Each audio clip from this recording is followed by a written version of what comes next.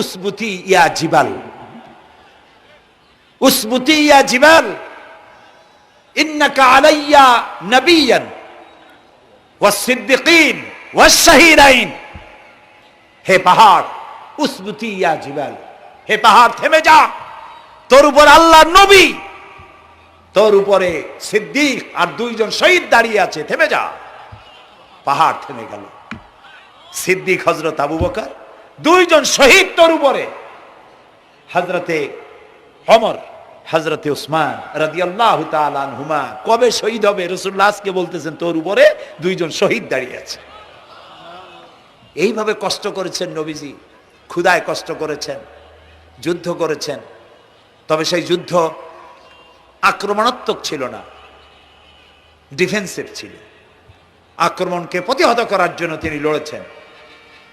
প্রিয় ভাই সব, এত কষ্ট করার পর তিনি যে দিন কায়েম করে গিয়েছিলেন, আল্লাহ তাআলা বলছেন ওয়াতুজাহিদুনা ফি সাবিলিল্লাহি, আল্লাহর রাস্তায় লড়াই করো জান দিয়ে আর মাল দিয়ে আমার দ্বীনকে প্রতিষ্ঠা করার জন্য। যদি তোমরা ইসলাম বুঝে থাকো এরই মধ্যে তোমাদের জন্য কল্যাণ নিহিত রয়েছে। সুবহানাল্লাহ বলেন, এরই মধ্যে কল্যাণ।